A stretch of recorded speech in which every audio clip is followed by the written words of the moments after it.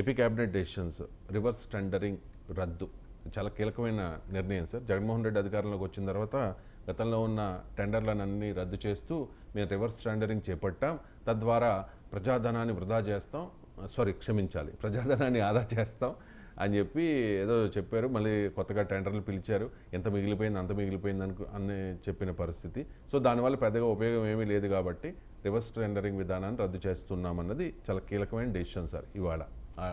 ఆ నిర్ణయం మీద మీకు అంటే ఇక్కడ ఒక విషయం, రివర్స్ టెండరింగ్ అనేది యాజ్ ఏ పాలసీ రద్దు. అలా అని వైసీపీ వాళ్ళు తెప్పించిన టెండర్లన్నీ వీళ్ళు ఒప్పుకుంటారా?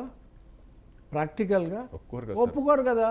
కాబట్టి ఏ ప్రభుత్వం ఉన్నా కానీ ఖచ్చితంగా అంతకుముందు చేసిన నిర్ణయంలో తప్పులు ఒప్పులు ఉండే సరిదిద్దటం ఇవి జరుగుతాయి. బట్ రివర్స్ టెండరింగ్ అనేది ఒక విధానము, మేము తప్పకుండా చేస్తాము అన్న దాని నుంచి మటుకు ఆ మాట వాళ్ళు వాడారు కాబట్టి ఆ మాట నుంచి వీళ్ళు విడగొట్టుకుంటున్నారు. అంతేగాని వైసీపీ వాళ్ళు గతంలో చేసిన నిర్ణయాలు పొరపాటు, డెసిషన్సే రివర్స్ చేస్తున్నప్పుడు టెండర్లు రివర్స్ కాకుండా ఎలా ఉంటాయి? ఉదాహరణకి ఇప్పుడు మేఘా కంపెనీకే పోలవరం అది ఇస్తామంటున్నారు, డయాఫ్రమ్ వాల్ నిర్మాణం. అది వీళ్ళకి కూడా అనుకూలం కాబట్టి ఇస్తున్నారు. వీళ్ళకి అనుకూలం కాదనుకోండి, అప్పుడు వేరే విధమైన నిర్ణయం కూడా తీయొచ్చు.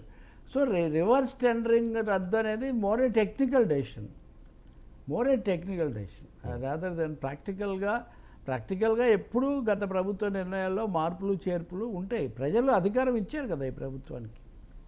Right sir. ఇప్పుడు జగన్ అధికారంలో ఉన్నప్పుడు వివాదాస్పద భూముల్లో రిజిస్ట్రేషన్లు చేసేసి వాళ్ళకి కావాల్సిన వాళ్ళకి ఆ భూముల్ని బదలాయించారు అన్నది ఆరోపణ సార్. జోగి రమేష్ మీద కూడా అదే తరహా ఆరోపణ అనుకుంటా. ఈ సిఐడి అటాచ్మెంట్లో ఉన్న భూముల్ని ఆయన పేరు మీద రిజిస్ట్రేషన్ చేయించుకుని తిరిగి సేల్ చేసేసారు. ఇప్పుడు మరో డెసిషన్ ఇది సార్, వివాదాస్పద భూముల రిజిస్ట్రేషన్లో నిలిపివేతకు ఆమోదము అంటే ఏంటి, దీని స్ట్రాటజీ ఏంటి?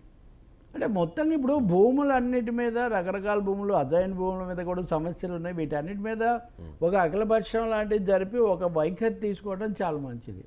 ఆ ప్రభుత్వం ఉన్నప్పుడు వాళ్ళు అలాగే చేస్తారు, మళ్ళీ వీళ్ళు వచ్చి కొన్ని చేస్తారు. కొన్ని విషయాలు ఆ నిర్ణయాలు తప్పు అనే అభిప్రాయాలు ఉన్నాయి. ఇప్పుడు విశాఖ లాంటి చోట నిన్న గంటా శ్రీనివాసరావు కూడా ప్రకటన చేశాడు. సో భూముల పట్ల ఒక హోలిస్టిక్ అప్రోచ్ తీసుకోవాల్సిన అవసరం ఒకటి ఉంది. నిర్ణయాలను ఆపేది ఇందాక రివర్సే కదా, ఒక విధంగా రివర్స్ కాదంటూనే తెలియకుండా రివర్స్ చేయాల్సిన పరిస్థితి ఇక్కడ వస్తుంటుంది. భూముల విషయంలో చాలా అవకతవకలు జరిగాయి.